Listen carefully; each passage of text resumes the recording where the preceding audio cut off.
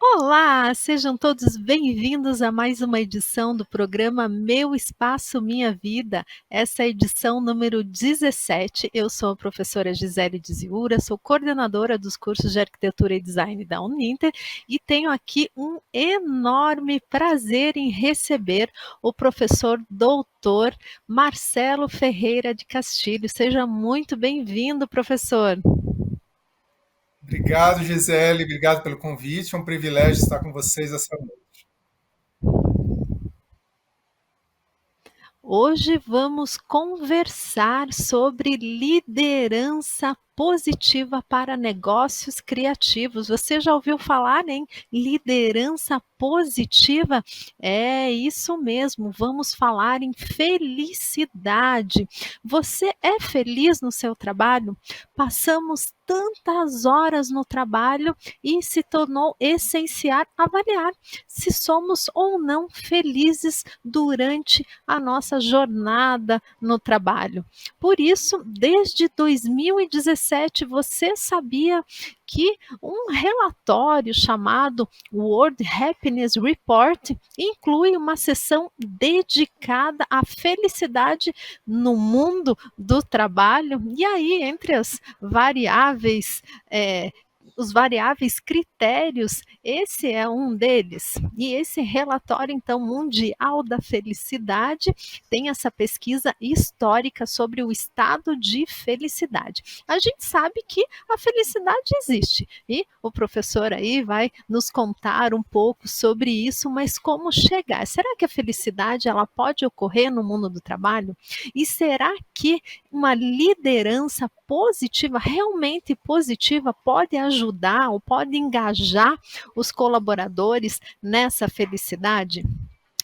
Por que o desenvolvimento e o bem-estar nas empresas, então, são tão importantes? Essas e outras perguntas vão ser aí discutidas, compartilhadas nesse momento do nosso programa. E você aí do outro lado pode participar. Isso mesmo, essa é a vantagem para que você aí que participa conosco online, ao vivo, tem essa oportunidade de participar, manda uma mensagem no nosso Instagram. Eu estou aqui recebendo essas mensagens no Instagram da Pós Arquitetura e Design Uninter e vou aqui ler as mensagens, vou passar para o professor e a gente vai conversar. Então, o professor fazer uma breve apresentação, a bio do professor Marcelo, que é professor dos nossos cursos, ele é administrador e designer, atua como empreendedor, pesquisador, mentor, para dizer que eu sou fã também do Marcelo, facilitador como transformador de indivíduos, organizações e ecossistemas. Ele é cofundador da Colabsoul, um ecossistemas de iniciativas que promovem então a felicidade, a colaboração e a inovação na governança. Ele tem certificado pelo Instituto Meta Integral Brasil, facilitador de certificado de Thinking Environment. Ele é tanta coisa, gente. Tem aqui um currículo enorme, mas acho que no decorrer do programa a gente vai conversar sobre isso. Coautor de livros, trabalha no ser coletivo, do propósito. Gente, ele é tão.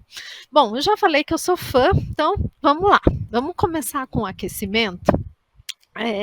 Vou seguir então com bate-papo aberto. Então, para a gente poder aquecer, eu vou fazer umas perguntas. Ele vai me dizer então, Marcelo, um ou outro, bem rápido, tá? O que te vem à cabeça. Primeira coisa.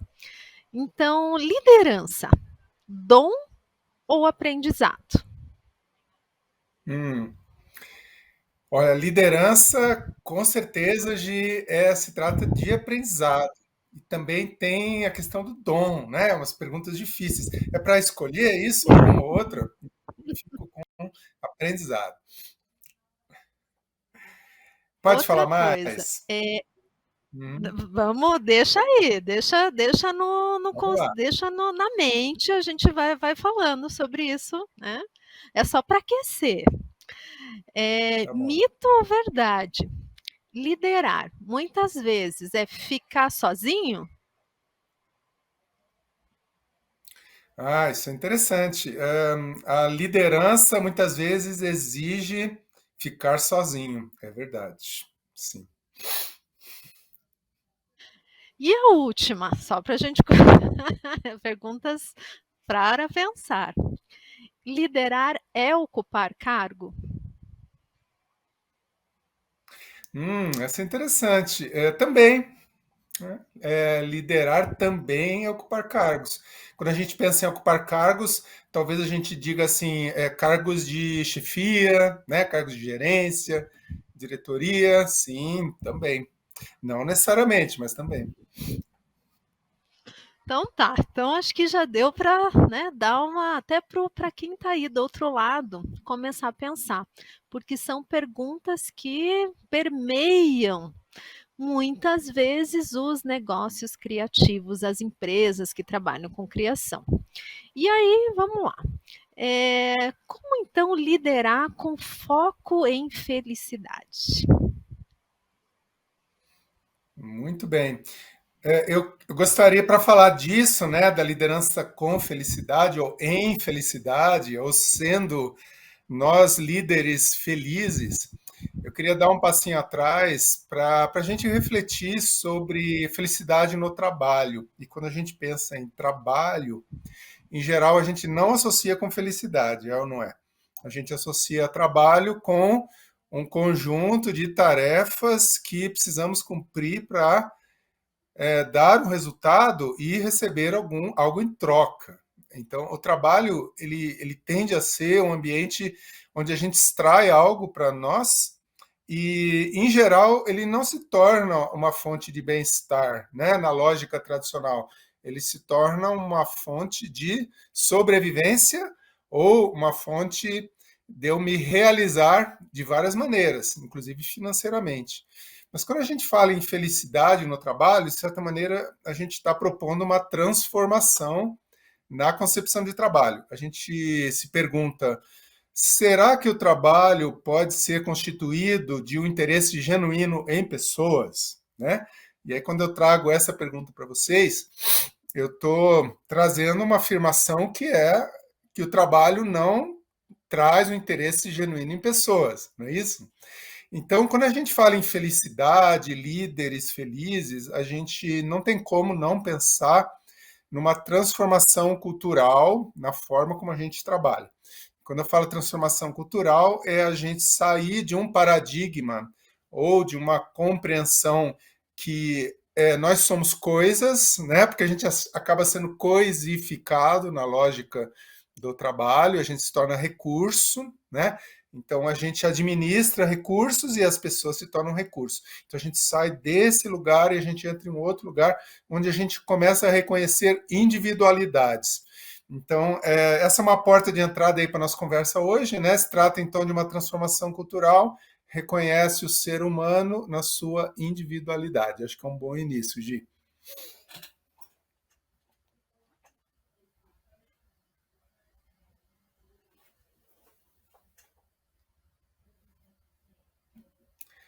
Professora Gisele, teu áudio está fechado.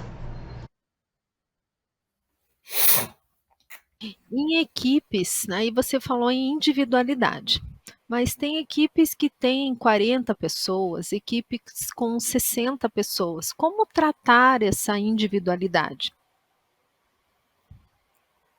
Isso é bem interessante. Quando a gente reconhece que existem individualidades, a gente pode considerar que as pessoas, cada uma delas traz um significado diferente para o trabalho e para a vida. E que é bem diferente da gente falar que o local de trabalho ele tem uma cultura homogênea, onde todo mundo comunga das mesmas práticas. Quando eu falo essa palavra comungar, né, já vem um pouco assim o sentido de compartilhar, dividir, que não necessariamente acontece, né? A gente entra numa cultura que ela é imposta para nós. Então, quando a gente fala na felicidade, na possibilidade da gente ser feliz como líder, ela vai de encontro a essa ideia que cada um de nós traz um significado próprio para a vida e para o trabalho.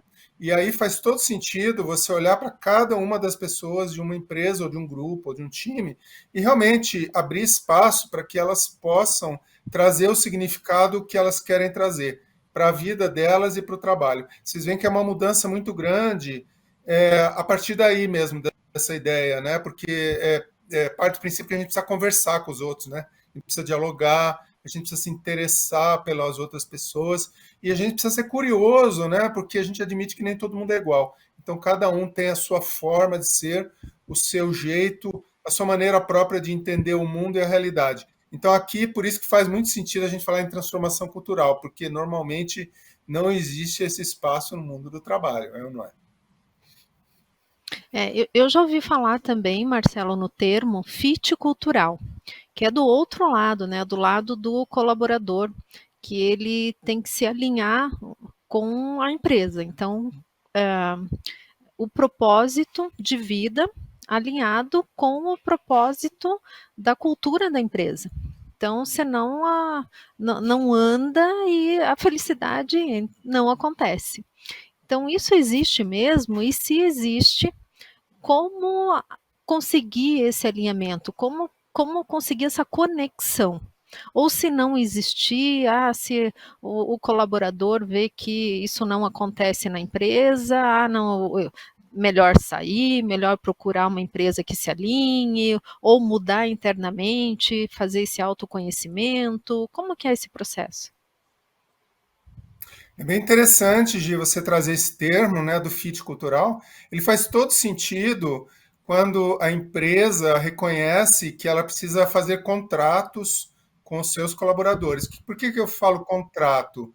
Porque a gente faz acordos que fazem com que eu me sinta à vontade de estar naquele lugar, trazendo significados próprios meus para aquele ambiente e reconhecendo também que coletivamente existe uma cultura vigente, existe algo que eu preciso me conformar também.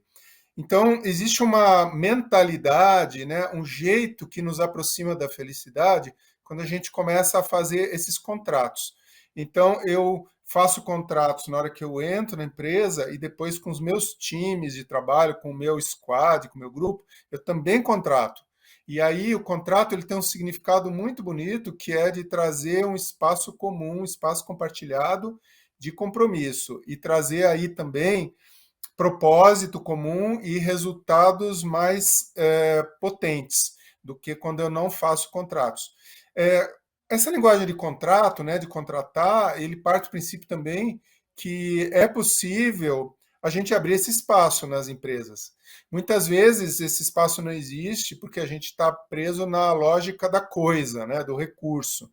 Então não se reconhece as pessoas como individualidades. Então não existe espaço para contratos. Tudo isso já é imposto, né? Existe uma coerção ali. Se você quiser, você fica, senão você vai embora.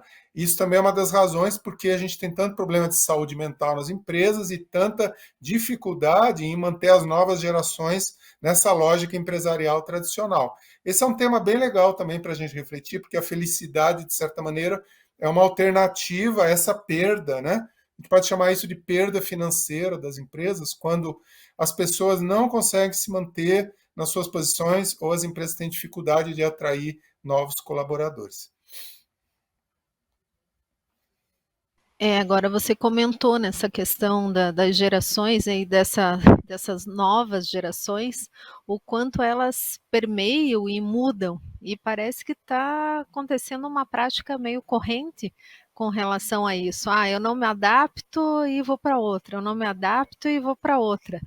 E essa questão do propósito, até de encontrar um propósito, né? Qual é o propósito? Né? E como conseguir encontrar esse propósito? Está cada vez mais difícil de encontrar esse propósito. Percebe-se cada vez mais. Mas eu gostaria de mudar um pouco de de assunto, porque o nosso tempo é curto, né, e não dá para aprofundar em todos eles, com relação à colaboração. Porque nós da área criativa, dos negócios criativos, entendem-se, né? A área da arquitetura, do design, do marketing, da publicidade, enfim, da economia criativa. Nós trabalhamos na nossa essência a colaboração. E aí, como que a liderança positiva ela pode impactar, ou ou o contrário, como a colaboração pode impactar na liderança positiva, ou vice-versa? O que você pode nos dizer com relação a isso? Nossa, aí que ficou interessante, porque a gente está trazendo dois temas que eu amo, que é felicidade e colaboração. O Collabsou, né, o A Collabsou, é o ecossistema que eu fundei com a Michele Taminato, a minha sócia e companheira, trata dessas três forças, né? A gente pode entender a força da inovação, da colaboração e da felicidade. Quando a gente pensa no líder, né, no líder positivo, que a gente fala disso, né, do líder positivo? A gente está falando uma linguagem da apreciação, a linguagem do feedback, a linguagem do bem-estar. É o líder que consegue, então, atuar nessas frentes. Então, quando a gente fala em qualidade de feedback, em cultivar um olhar apreciativo para os outros, um olhar, pode dizer que a liderança positiva tem a ver com uma apreciação do outro, né? Então, a gente vai ter aí uma linha de pensamento que tem sido cultivada por vários autores, né? Até esse tema liderança coletiva, ele vem do Kim Cameron, que cunhou esse termo. Esse autor, como muitos outros, eles estão, então, perguntando, né, para eles mesmos e para nós também, como é que a gente faz com que o trabalho seja melhor? Como é que a gente faz com que a relação entre as pessoas aconteça de uma forma melhor? E quando a gente fala em colaboração, a gente está falando nessa possibilidade da gente se juntar, né? De se juntar e fazer acontecer melhor do que a gente faria sozinho. Então, essa possibilidade que na criação, né, no processo criativo de designers e arquitetos, é dado como certo, que a gente vai se juntar para criar. Embora, né, eu que trabalhei muito tempo com criação na área de design automotivo, principalmente, o que eu aprendi nessa área é que, em geral, a gente cria com muita dificuldade para incluir os outros. E por quê? Porque nós da área criativa, né, daí eu me incluo, talvez inclua vocês de uma maneira até injusta, mas a gente carrega um pouco a ideia de que a gente precisa ser um herói, né, um herói criativo. Isso, de certa maneira, nos afasta de uma colaboração mais voltada à felicidade, porque a colaboração voltada à felicidade, né, do líder positivo, ela está ligada a gente, de certa maneira, sair um pouco do espaço que a gente ocupa na vida ou no trabalho e abrir espaço para os outros, né? Então, essa é uma colaboração que ela é um pouco mais difícil de fazer, porque envolve a gente, vamos dizer, se despir, né, das nossas vaidades também criativas e começar a olhar um pouquinho mais amplo para as necessidades dos outros que estão à nossa volta.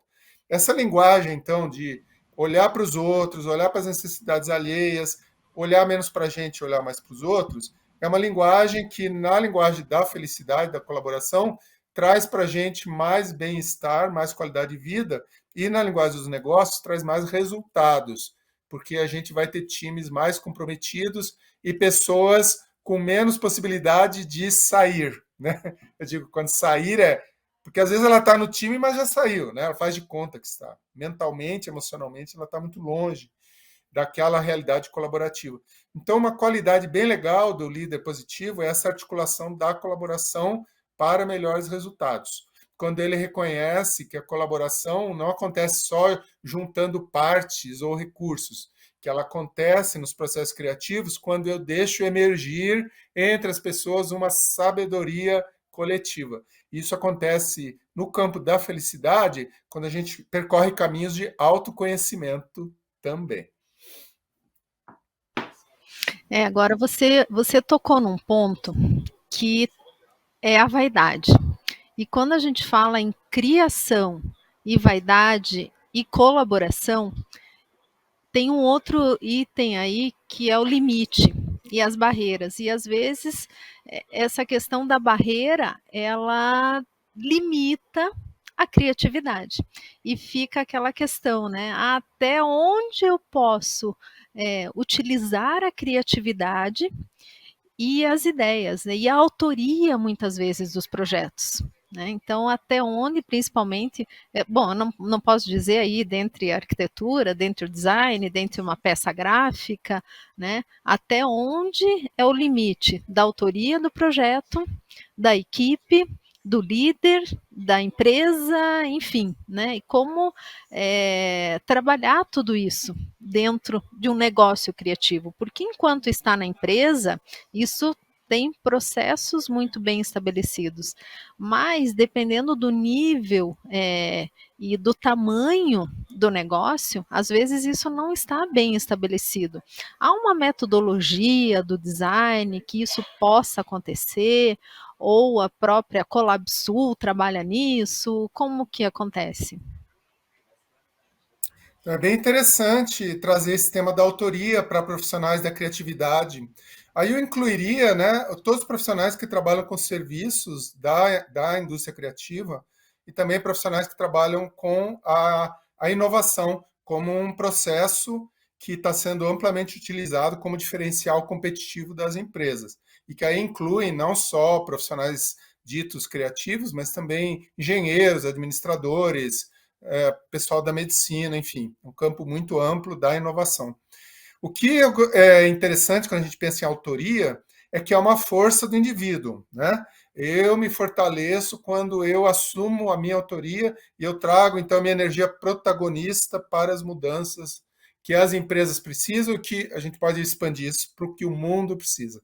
Essa força então do autor, ela é muito importante. Muitas vezes a gente nota agora com a moda da colaboração que muitas vezes essa força do autor ela se perde. Isso também cria um dano, porque quando você tem poucos autores, às vezes as coisas ficam muito alongadas, elas ficam sem força, elas não dão em nada. Então é um problema, é um dilema até, né? Quando a gente considera que só a força do autor mata a colaboração, mas que um processo onde eu só olho para o coletivo e não olho para a minha força de autor também mata, né? Ela mata os resultados do meu negócio e do próprio processo inovador.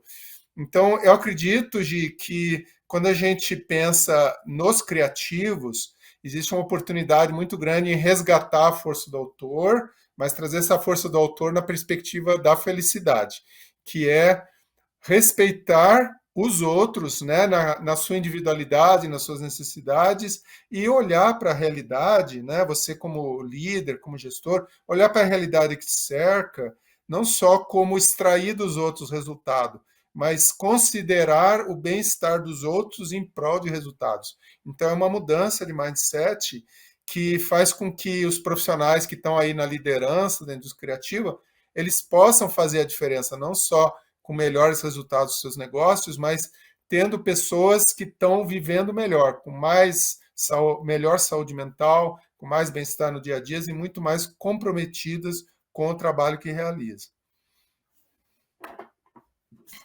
Marcelo, eu tenho uma pergunta aqui do Marcelo também, de Juazeiro. Olha só que bacana. Obrigada, Marcelo.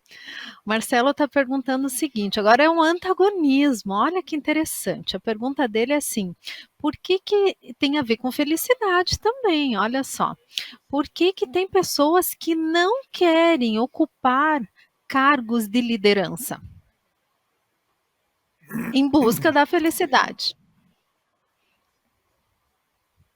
Por que, que pessoas não querem ocupar cargos de liderança em busca da felicidade? Interessante, Marcelão. Gostei da provocação. Muitas vezes, ocupar cargos de liderança no sistema tradicional é ficar infeliz, né? Por quê? Porque você entra na máquina de moer gente, né? Popularmente dizendo. A máquina de moer gente é aquela que só considera a performance independente dos danos que causa às pessoas. Então, quando a gente fala numa opção em não ocupar liderança no sistema tradicional, eu reconheço como uma opção bem interessante. O problema, às vezes, é quando no sistema tradicional, quando você faz essa opção, muitas vezes você é expelido dele, né? Então, acho que tem uma habilidade também desse mundo em transição, né? Quando eu falo mundo em transição, porque é um mundo que está abrindo espaço para a gente ter mais saúde e bem-estar no trabalho, mas ao mesmo tempo ele ainda vive a lógica da performance em torno de coisas. Então, nesse mundo em transição, a gente precisa usar bastante a nossa sabedoria para a gente viver bem, né? Viver feliz, ocupar posições nas empresas e nos negócios que nos chamam, porque nos consideram úteis. Então, que a gente possa agir num mundo que ainda está em transição. E a gente não se perder nisso. Quando eu falo a gente não se perder, é para a gente não romantizar uma situação que muitas vezes, no extremo, né, da romantização, faz com que a gente perca o pé na nossa escolha profissional, naquilo que a gente pode ser útil. A gente fala assim, a pessoa vai viver de vento, né? Ela vai se isolar em um mundo que ainda é muito ligado à competição e rivalidade. Embora a gente saiba assim que não tem problema nenhum a gente viver num mundo em competição e rivalidade quando a gente vê os aspectos positivos disso. Mas um mundo que ele fala de felicidade, com certeza ele está questionando a forma como as coisas são. Então, uma liderança, quando você tiver a oportunidade de ocupar um cargo de liderança, você utilizar da sua sabedoria para, a partir daí, criar o seu espaço de felicidade, né, no seu alcance, é muito legal pensar assim também. Mas eu reconheço, eu respeito, Marcelo, realmente. Também tem a opção de não querer entrar nessa, né? É verdade. E você sabe que eu ouvi essa semana um termo dizendo assim, que talvez seja mais difícil chegar num cargo de liderança do que permanecer nele. Ah, sem dúvida. E, e dependendo, É seja isso interessante. mesmo. Uma vez, quando eu ocupei cargos em empresas, né, como gerente de design, e quando eu fui promovido a gerente, a primeira coisa que eles me chamaram para fazer foi fazer um check-up, que eu achei interessante, né? Falei, nossa, eles são preocupados comigo, né? Então, fazer um check-up completo, e me deram um plano de saúde melhor, mas depois eu entendi que talvez isso não fosse tão bom, porque estava partindo do princípio que ao ocupar um cargo de liderança, naquela posição de poder e responsabilidade, provavelmente eu seria mais demandado na saúde, né? Demandado no sentido, sofreria mais problemas de saúde. E esse é um papel interessante, né, para a gente realmente discernir o porquê que, ao assumir cargos de liderança, eu precisaria perder saúde, né? Talvez a gente pudesse pensar ao contrário, que quem está em cargo de liderança deveria estar com a saúde lá em cima, né? Um bem-estar que todo mundo almeja estar. E que, na lógica tradicional, não é dado de bandeja, a gente tem que cavar. Então, nesse sentido, a gente aprende, né? A gente aprende a ser um líder positivo. A gente precisa fazer um esforço. Começa por nós mesmos, quando a gente reconhece aquela, como a Gi trouxe, né, Gi, da questão do propósito, né, o porquê que eu estou aqui, o que eu busco para a minha vida, significado que eu dou às coisas, e aí eu posso fazer opções mais conscientes que me aproximem desse bem-estar. Né? Partindo também de uma ideia muito arraigada na felicidade, que o bem-estar não se relaciona necessariamente a dinheiro, mas sim a uma compreensão de mim mesmo e das escolhas que eu faço. E aí, voltando ao nosso aquecimento e já indo para a nossa finalização, muitas vezes o líder fica sozinho. Então, fica porque o trabalho de liderança, em geral, é muito solitário. Né? Os CEOs das empresas são aqueles que mais sofrem nos momentos de solidão. Eles precisam tomar decisões com bastante discernimento, sabedoria, sozinhos.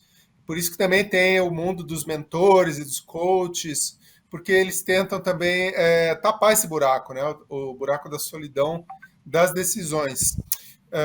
É muito interessante observar alguns líderes como que eles acabam criando espaços de pausa ou isolamento intencional. Isso é algo legal para a gente pensar também, como que a felicidade tem a ver também com a gente criar momentos internos nossos que permita que a gente acesse uma sabedoria interior.